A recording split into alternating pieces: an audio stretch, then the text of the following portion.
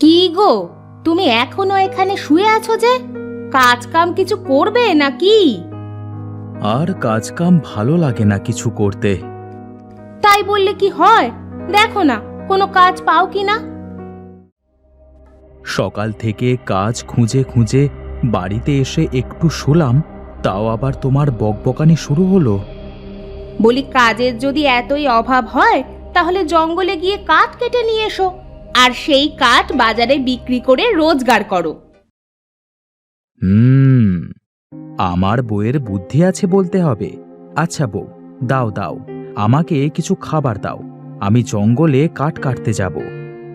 আচ্ছা তুমি দাঁড়াও, আমি তোমার জন্য খাবার আর কুড়াল নিয়ে আসছি।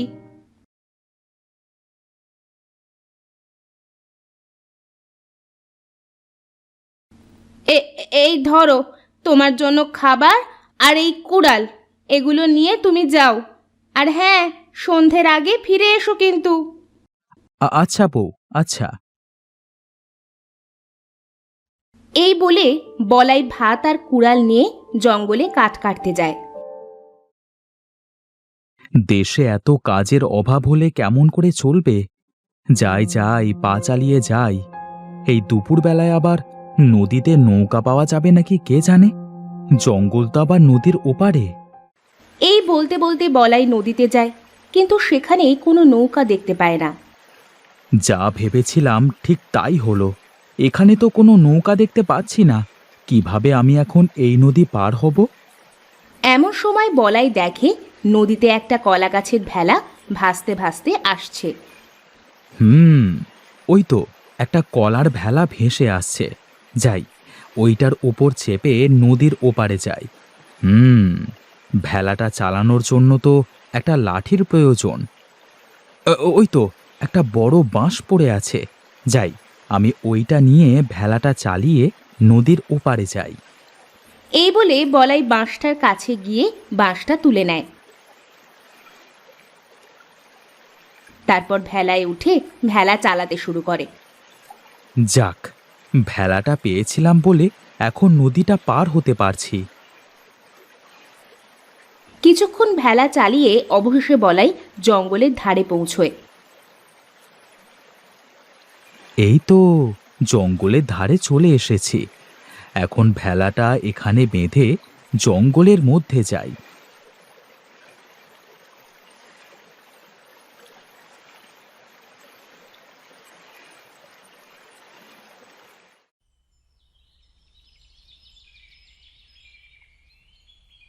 জঙ্গলের ভেতর তো চলে এলাম, কিন্তু জঙ্গলে এসে তো ভয় ভয় লাগছে। কি যে করি? না না, আমাকে ভয় পেলে চলবে না। যাই, আর একটু গভীরে গেলে হয়তো ভালো কাঠ পাওয়া যাবে।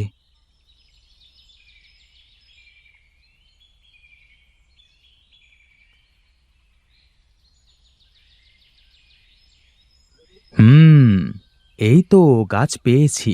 এই গাছটায় কোনো পাতা নাই, মানে গাছটা মারা গেছে। এটা কাটলে ভালো কাঠ পাওয়া যাবে।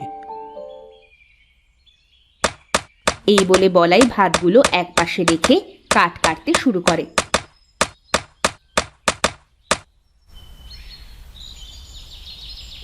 কিছুক্ষণের মধ্যে বলাইয়ের কাঠ কাটা শেষ হয়। আহ, কাঠ কাটতে কাটতে খুব ক্ষুধা লেগে গেছে। যাই, কিছু ভাত খেয়ে নিই। এই বলে বলাই ভাত খেতে বসে।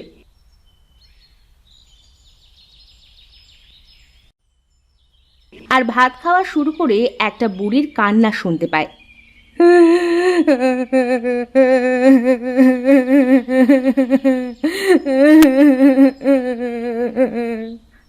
আমার খুব ক্ষুধা লেগেছে, আমাকে কেউ কিছু খাইতে দিবে?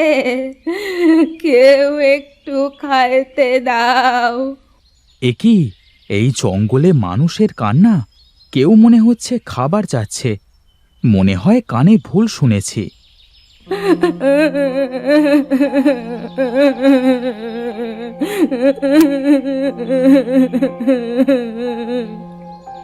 না না, আমি তো ঠিক শুনছি। যাই তো, গিয়ে দেখি এই জঙ্গলে কে কান্না করছে। এই বলে বলাই ভাতগুলো আবার গামছায় বেঁধে নিয়ে বুড়ির কান্না অনুসরণ করে হাঁটতে শুরু করলো। কিছু দূর যাওয়ার পর দেখতে পেল একটা কুঁড়ে ঘর। এ কি, এই জঙ্গলের মধ্যে কুঁড়ে ঘর? আর কান্নার আওয়াজ তো মনে হচ্ছে এই কুঁড়ে ঘর থেকেই আসছে। এই বলে বলাই কুঁড়ে ঘরের মধ্যে যায়। গিয়ে দেখে একটা বুড়ি বিছানার ওপর বসে কান্না করছে। আমাকে কিছু খাইতে দাও, আমি খাবো। এ কি, বুড়িমা আপনি এই জঙ্গলে কি করছেন? আমাকে কিছু খাইতে দাও, খাইতে দাও। এইটুকু খাবার মাত্র আছে আমার কাছে বুড়িমা। কই কই দাও, দাও আমাকে। এই নাও। বলাই তখন তার সাথে নিয়ে যাওয়া খাবার সব বুড়িকে দেয়। এটা এটা এইটুকু বলছিস? দাঁড়া দাঁড়া, দেখ দেখ আমি কি করছি। এই বলে বুড়ি একটা জাদু করে সার নিয়ে আসে। তারপর সেই সার ভাতে ছিটিয়ে দেওয়ার সাথে সাথে প্লেট ভর্তি বিরিয়ানি হয়ে যায়। এ কি আশ্চর্য ব্যাপার! এক মুঠো ভাত থেকে এক থালা বিরিয়ানি হয়ে গেল। হ্যাঁ রে, এটা হলো জাদুর সার। তুই এই সার যদি ভাতের মধ্যে দিস তাহলে সেই ভাত বিরিয়ানি হয়ে যাবে। সত্যি বলছেন বুড়িমা? হ্যাঁ রে হ্যাঁ। আর এই ধর সার। তুই অনেক ভালো মানুষ, তোকে আমি এই সারগুলো উপহার দিলাম। তবে মনে রাখিস, এই সারের মধ্যে থেকে দুটো মাত্র দানা ব্যবহার করবি। যদি বেশি লোভ করে বেশি দিয়ে ফেলিস তাহলে কিন্তু বিরিয়ানি হওয়া বন্ধ হবে না। না না বুড়িমা, আমি বেশি লোভ করব না। আমি আর কাঠ কাটবো না, আর মানুষের বাড়িতে কাজ খুঁজে বেড়াবো না। বিরিয়ানির দোকান দেব, বিরিয়ানির দোকান।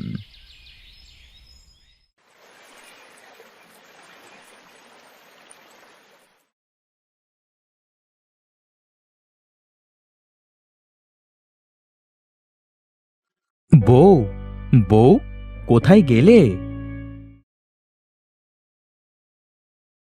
কি গো, তুমি কাঠ নিয়ে আসো নাই?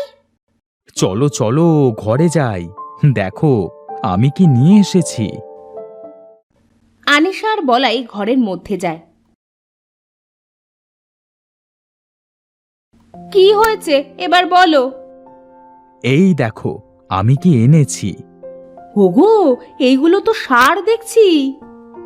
হ্যাঁ, এইগুলো হলো বিরিয়ানির সার। বিরিয়ানির সার?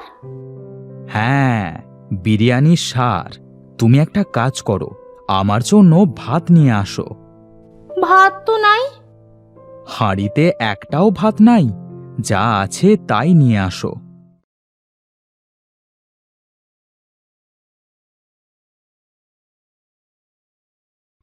এইটুকু মাত্র ভাত আছে। দেখো, এই ভাতগুলো দিয়ে দেখো আমি কি করি। এই বলে বলাই ভাতগুলোর মধ্যে দুটো সারের দানা দিয়ে দেয়, আর সাথে সাথে ভাতগুলো বিরিয়ানি হয়ে যায় আর প্লেট ভরে যায়। ওগো, এ কি দেখছি আমি? এ তো দেখি সত্যি বিরিয়ানি। হ্যাঁ গো, বিরিয়ানি। এবার আমরা এই বিরিয়ানির দোকান দেব। সত্যি তুমি এবার বিরিয়ানির দোকান দেবে? তাহলে তো ভালো হবে গো। হ্যাঁ, আমি সত্যি বলছি।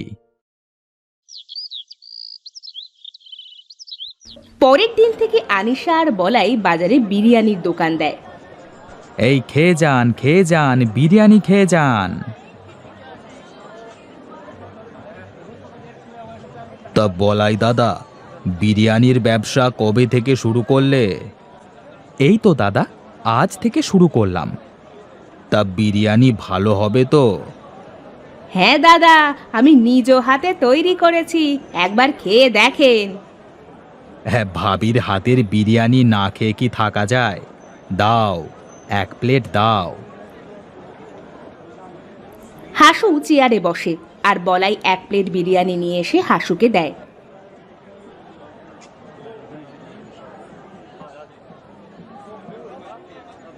হাসু সেটা খেয়ে বলে, আহা, অসাধারণ বিরিয়ানি! আরে এত স্বাদের বিরিয়ানি আমি আগে কখনো খাই নাই। দাও দাও, আরও 2 প্লেট বিরিয়ানি দাও। আর হ্যাঁ, 1 প্লেট আমাকে প্যাক করে দিও, কেমন? হাসুর এমন প্রশংসা শুনে বাজারের অনেকেই বলাইয়ের দোকানে ভিড় করে আর সবাই বলাইকে বিরিয়ানি দিতে বলে।